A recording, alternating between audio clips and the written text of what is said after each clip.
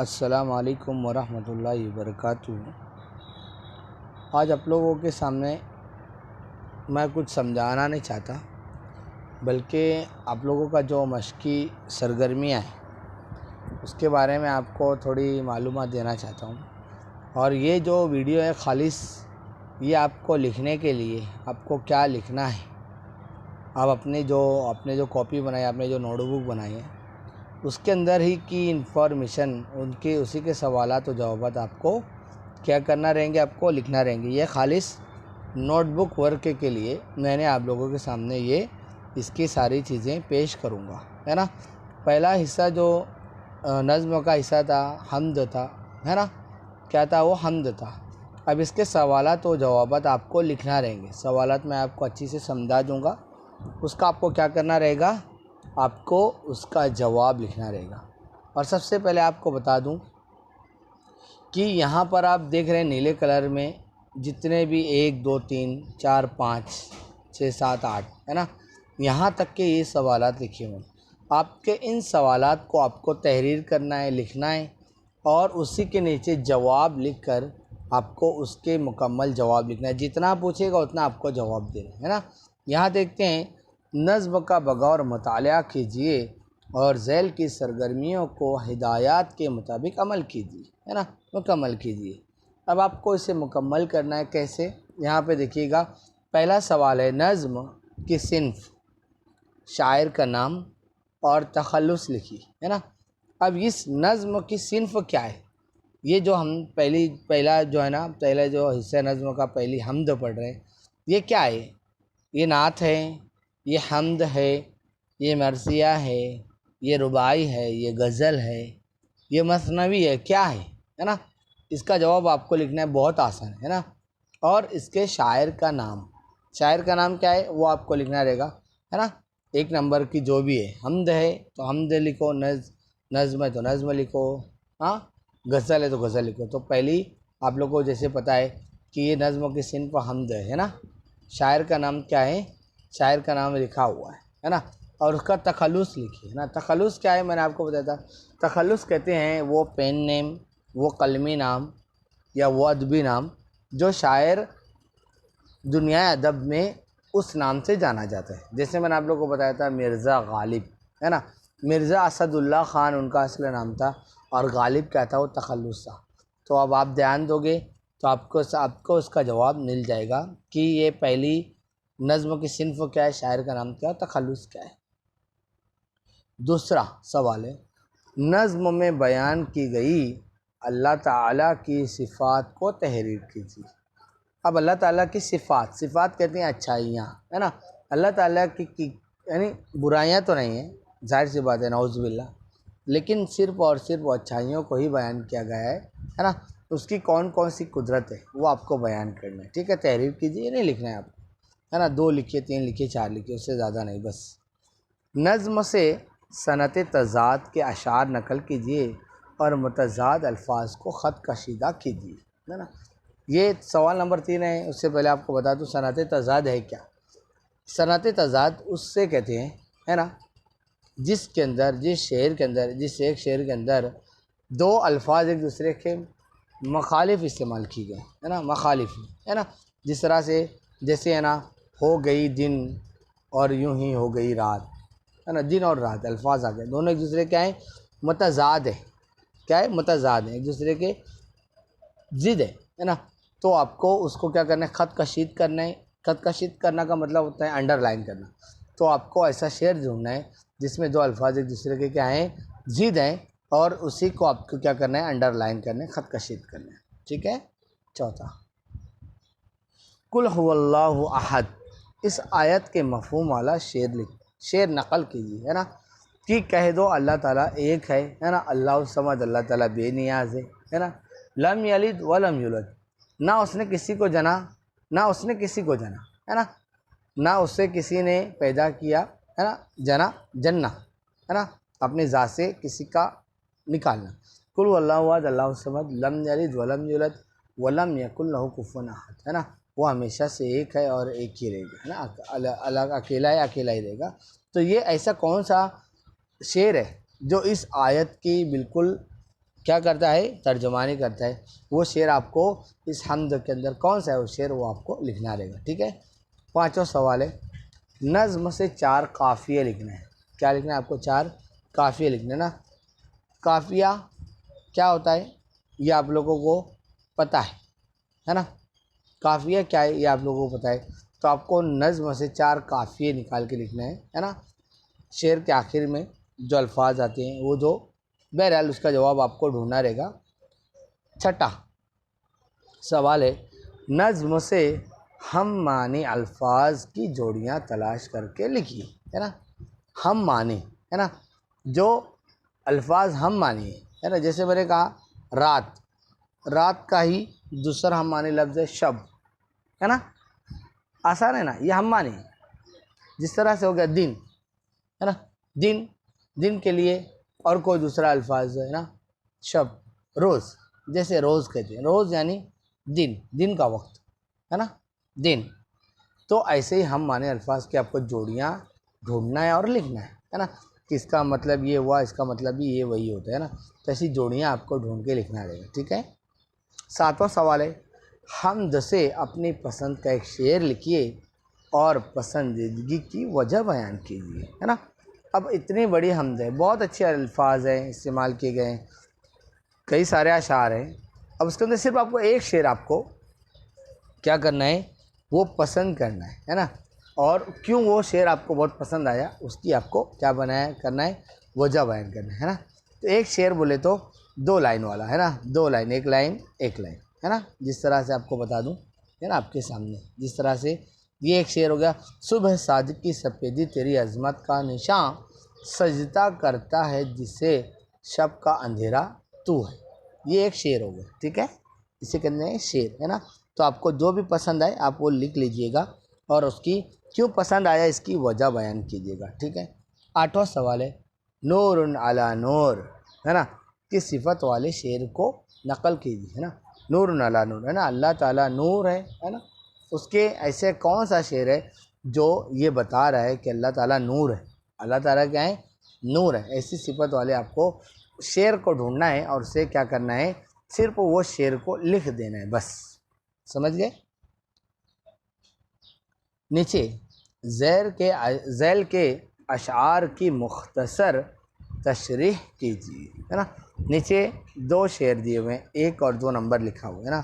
तू जिसे चाहे उसे तख्त दे ताराज करे, मुल्क तेरा है हुकूमत तेरी, आका तू है। ये एक शेर हो गया। तो आपको इससे क्या करना है, मुख्तसर सी तशरीह करना है और आपको उससे बयान करना है कि क्या बताया गया इस शेर के अंदर, है ना।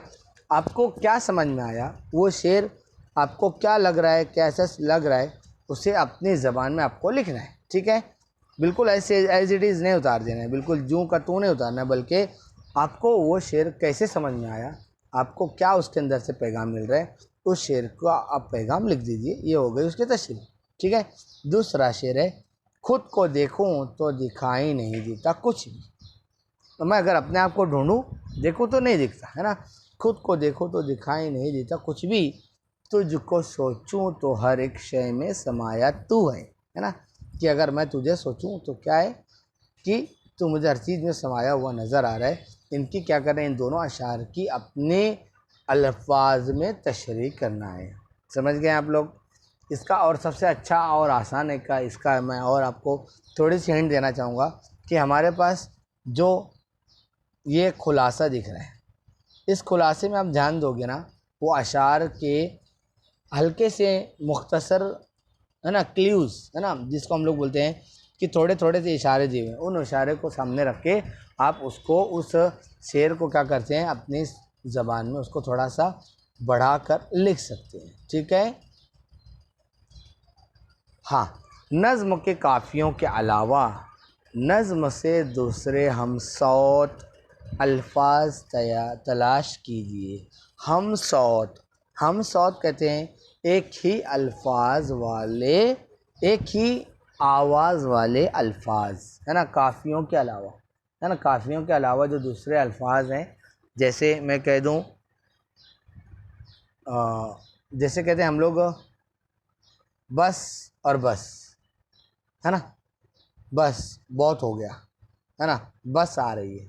लेकिन यहाँ पे आप जान दोगे तो दो अल्फाज क्या हैं, हम सा होते हैं ना, जिनकी आवाज़ एक जैसी ही है लेकिन उनके मानी और मफ़ाहिम अलग हो सकते हैं। ठीक है। हमद से वो मिसरा तलाश कीजिए जिसमें ज़रबुल मिस्ल आई है ना। अब इसके अंदर इस हमद में आपको ढूंढना है जिसमें कोई कहावत है या कोई मुहावरा है ना, आपको वो ध्यान देना है ना। क्या है, जैसे बोलते हैं ठोकर लगना। जहाँ देखो एक मिसाल दे रहा हूँ, सैकड़ों बार हुआ यूँ मुझे ठोकर भी लगी, मैं जो गिरने से महफूज सहारत हुआ, है ना। ठोकर लगना ये क्या है, ज़रबुल मिस्ल, है ना। बोलते हैं ना जब उसको ठोकर लगेगी समझ में आएगा। तो ठोकर लगने का मतलब ही नहीं कि वाकई में पैर में लगेगी, नहीं, बल्कि ये क्या है, ज़रबुल मिस्ल है। ठीक है, मैंने देखो उसका जवाब बता दिया आप लोग, है ना। और बस एक आखिरी, सिर्फ जितना बता रहा हूँ उतना ही करना है आपको, उसके अलावा और आप कुछ भी करना नहीं है ना। हमद से ज़ेर अज़ाफ़त वाली तरकीबें तलाश करके लिखिए, है ना। ज़ेर अज़ाफ़त वाली तरकीब, है ना, यानी ऐसे अल्फाज आपको ढूंढना है जिसके नीचे ज़ेर लिखा हुआ है ना। समझ, बोलते हैं ना आमदे बहार, आमदे रसूल सल्लल्लाहु अलैहि वसल्लम, है ना।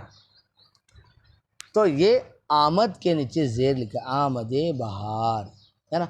तो ये ज़ेर अज़ाफ़त, ऐसे अल्फाज क्या कहलाते हैं, ज़ेर अज़ाफ़त, यानी कि दो अल्फाज को जोड़ने वाला एक ऐसा लफ्ज़ जिसके नीचे ज़ेर आया हुआ है और वो आगे बढ़ा दे रहा है, उसे ज़ेर अज़ाफ़त कहते हैं, है ना।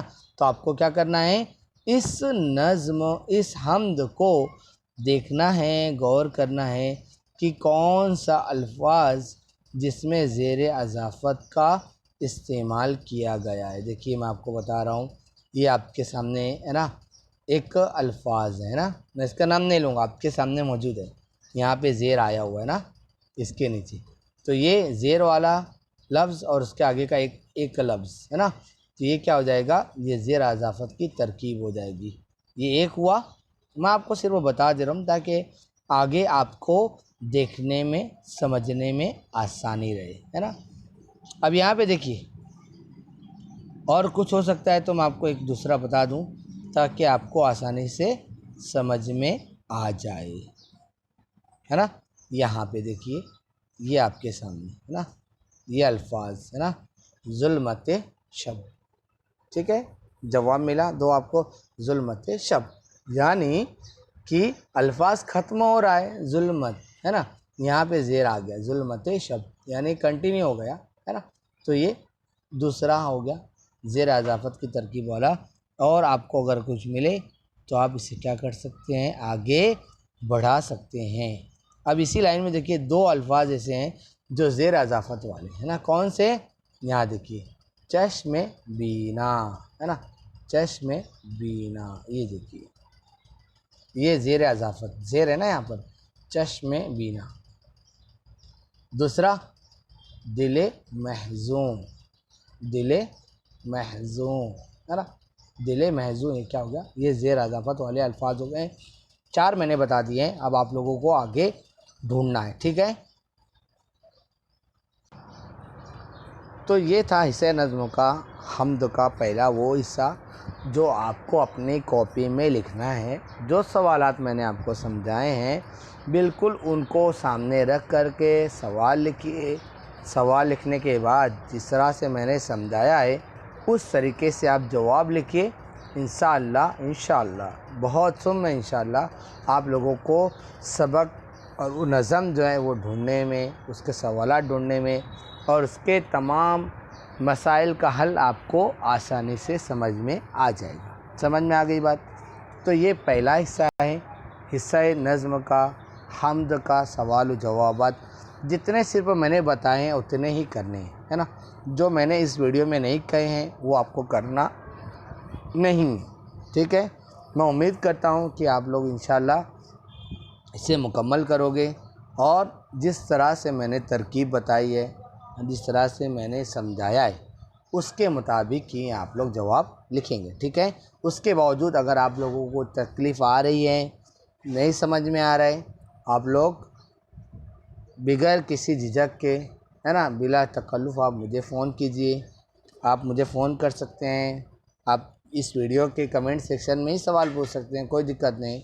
इंशाअल्लाह मैं आप लोगों के तमाम सवालों के जवाब ज़रूर दूंगा, लेकिन कोशिश करें अपने आप से इसके सवालात व जवाबात मुकम्मल करने की, ठीक है। उम्मीद है कि आप लोगों को ये सेशन पसंद आया होगा। आप लोग को अगर पसंद आ जाए तो इस चैनल को सब्सक्राइब कीजिए। आप इसको शेयर करने के लिए मैं नहीं कहता, मैं सिर्फ वो Madanpura night high school Mumbai, है ना, बाइकल्ला, इन बच्चों को ही पढ़ा रहा हूँ ताकि इन बच्चों को ही ज़्यादा फोकस रहे। उसके बावजूद अगर किसी के पास पहुँचता है तो इसका इस्तेमाल कर सकता है, लेकिन अभी मैंने आप लोगों के लिए ही अभी तक के कहीं मैंने इस लिंक को, इस वीडियो को लिंक को मैंने शेयर नहीं किया है ना। आप इसे पढ़िए, समझिए, और जो भी आपको दिक्कत रहे आप इसे सुन सकते हैं, समझ सकते हैं, सवालत वगैरह भी पूछ सकते हैं। अपना बहुत ख्याल रखिएगा। अल्लाह हाफिज़। अस्सलाम वालेकुम वरहमतुल्लाहि वबरकातुहू।